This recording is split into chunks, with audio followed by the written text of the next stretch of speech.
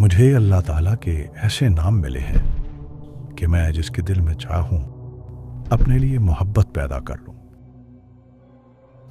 किसी बंजर ज़मीन पर पढ़कर फूंक दूं तो ज़मीन ज़रखेज़ हो जाए। मट्टी पर पढ़ लूं तो मट्टी सोना बन जाए। ये तोहफा मुझे मिला था हज़रत ख्वाजा अवैस करनी रहमतुल्लाह अलैह से। सदियों से मैं किसी ऐसे शख्स की तलाश में हूँ जिसे मैं ये अमानत दे सकूँ। मुझे मेरे एक दोस्त ने बताया कि आप यहाँ मकली के कब्रिस्तान में मिलेंगे। मेरा दोस्त, आप शायद उसे बावर्ची जिन कहते हैं। जी बिल्कुल।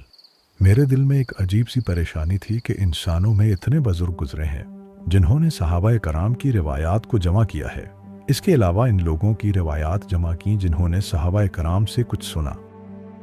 लेकिन बहुत सी चीज़ें ऐसी हैं जो सिर्फ जन्नात के सीनों में मौजूद हैं। कितने जन्नात ऐसे हैं जो सहाबाए कराम की महफिल में जाया करते थे और उन्होंने वो मोती चुने हैं जो किसी इंसान और किसी किताब तक नहीं पहुँचे। लेकिन अब मुझे तसल्ली है कि आपने जन्नात की इन रिवायात को अपने पास जमा किया, क्योंकि जो तोहफ़ा मैं आपको बताने जा रहा हूँ वो शायद किसी इंसान ने ख्वाजा अवैस करनी रहमतुल्लाह अलैह से ना सुना हो, ना उसे किसी किताब में नकल किया हो। जी ज़रूर बताएं, मैं भी आपको एक तोहफ़ा दूंगा। मेरे पास एक ऐसा अनोखा अमल है जो मुझे एक जिन ने बताया था। वो जिन क्या था, बस राज़ों का एक जहान था। मेरी सारी ज़िंदगी जिन्नात के साथ गुजरी है, लेकिन जो कायनात के राज मुझे उन्होंने बताए और जो मुझे उस पर हैरत हुई, कई दिनों तक मैं उसके ख्याल से बाहर ना आ सका। उन्होंने मुझे 3 ऐसे तोहफे दिए जो मुझे इस दुनिया में शायद हर चीज़ से ज़्यादा अजीज़ हैं। पहले आप अपनी बात जारी रखें, फिर मैं आपको अपनी कहानी बताता हूँ। चलें तो मैं अपना वाक़या शुरू करता हूँ। मेरी ज़िंदगी में जो कमाल आपको नज़र आ रहा है ये हमेशा से ऐसे नहीं था। आज से तकरीबन 1400 साल पहले मैं एक छोटा सा ताजर था। इंसानों के दरमियान रहता और इंसानी शक्ल में उनके साथ तिजारत करता था। मैं मक्का से खजूरें खरीद कर मुख्तलिफ शहरों में बेचकर अपना गुजर बसर करता था।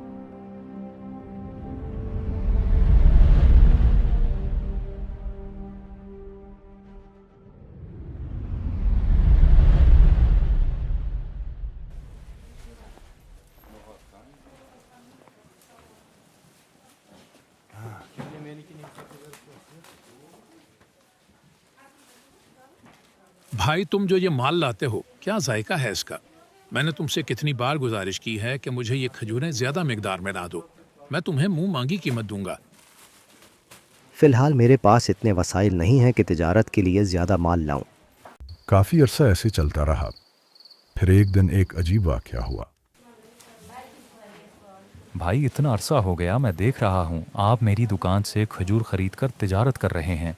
मेरे पास आपके लिए एक पेशकश है। मेरे कुछ मुलाजिम हैं, वो भी खजूरें लेकर जाते हैं, लेकिन मुझे इन पर एतबार नहीं है। आप मुझे ईमानदार लगते हो। कब तक ये छोटी तिजारत करते रहोगे? मेरे काफ़िले को अपनी निगरानी में ले जाओ, मैं इसका अच्छा मुआवजा दूंगा। मुझे ये पेशकश पसंद आई। मसला ये था कि मुझे इसके काफ़िले के साथ इंसानी शक्ल में रहना था। किसी को नहीं पता था कि मैं एक जिन हूँ। बस फिर मैं काफ़िले को लेकर यमन की तरफ निकल गया।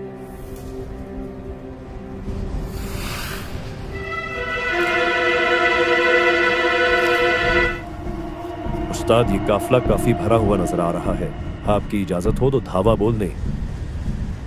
नहीं छोटे, ये लोग अभी खजूरों से लदे हुए हैं। इनके पास माल नहीं होगा। इन्हें वापस आने दो, फिर इन पर हमला करते हैं।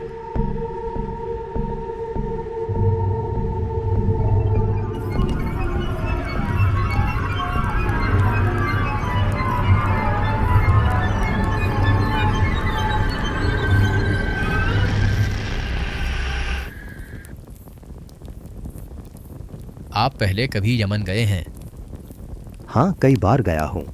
तो आपने ख्वाजा अवैस करनी से तो मुलाकात की होगी। नहीं, वो कौन है? फिर मुझे उसने बताया कि वो कौन हस्ती हैं। अल्लाह ने उनको क्या रूहानी दुनिया अता फरमाई है। अगर तुम्हारी ज़िंदगी में कभी कोई मसला आए तो उनसे रहनुमाई लेना, ज़रूर आपकी मदद करेंगे। खैर, हम सफ़र करते करते यमन पहुंच गए। वाह भाई वाह, ये हुई ना बात। आज तो तुमने खुश कर दिया। मुझे ऐसी खजूरें कहीं नहीं मिलती। मैं तुम्हें इसकी दुगनी रकम अदा करूंगा। बस तुम जब भी खजूर लाओ तो मुझे ही बेचना। ये मेरे पास 3 खच्चर हैं, इन पर अभी जितने दिरहम हैं ये तुम ले जाओ इन खच्चरों समेत। बहुत शुक्रिया जनाब। इतना मुनाफा, इतना तो कभी हमें ज़िंदगी में नहीं हुआ। लेकिन एक मसला है, वापसी पर इतने माल की हिफाजत मुश्किल हो जाएगी। आजकल रास्तों में काफ़ी लुटेरे मौजूद होते हैं। हाँ हाँ, बात तो सही है, लुटेरों का खतरा तो होगा। आप लोग आराम करें, मैं इसका कोई हल ढूंढता हूँ। मैं अगर अकेला होता तो वहां से उड़ कर आ जाता, लेकिन सारे काफिले को साथ लाना था। तब मैंने सोचा मैं जाकर ख्वाजा अवैस करनी रहमतुल्लाह अलैह से मिलता हूँ, उनसे इस मसले के हवाले से रहनुमाई लेता हूँ। तो मैं ढूंढता ढूंढता उनके घर पहुंचा और उन्हें अपना सारा मामला बताया। ये तो कोई मसला ही नहीं। कुछ अरसा पहले यहाँ हज़रत उमर और हज़रत अली तशरीफ़ लाए थे। उन्होंने मुझे एक तोहफ़ा दिया था, वो तोहफ़ा मैं तुम्हें देता हूँ।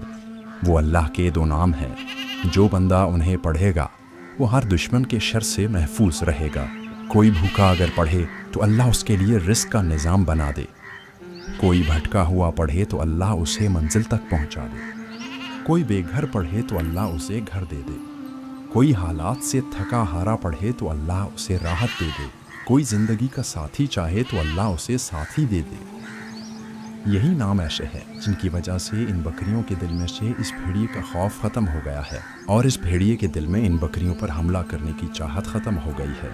तुम यही नाम 40 बार एक कागज़ पर लिख कर हर थैले में डाल दो और पूरे रास्ते ये नाम पढ़ते हुए जाओ, इंशाअल्लाह तुम महफूज रहोगे। फिर मैं ख्वाजा अवैस करनी रहमतुल्लाह अलैह से इजाज़त लेकर वहाँ से वापसी के सफ़र पर रवाना हुआ।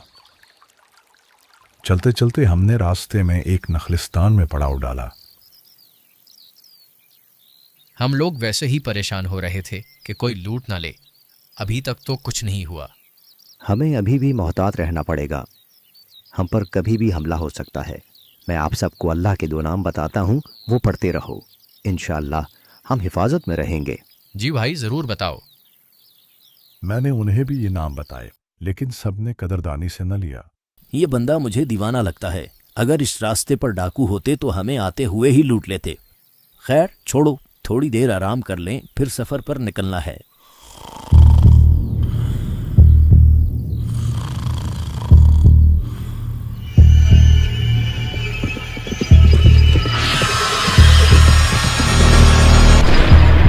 हमला, कोई बचकर जाने ना पाए। वहीं कज़ाकों ने हमला कर दिया।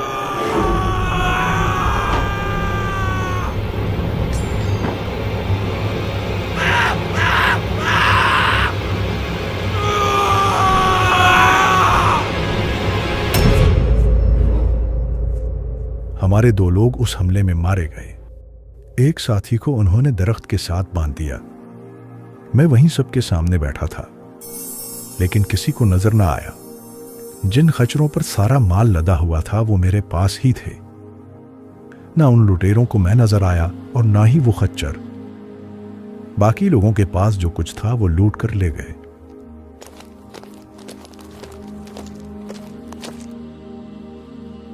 जब वो लुटेरे वहां से चले गए तो हमने उनको दफन किया और वापस मक्का पहुंच आए।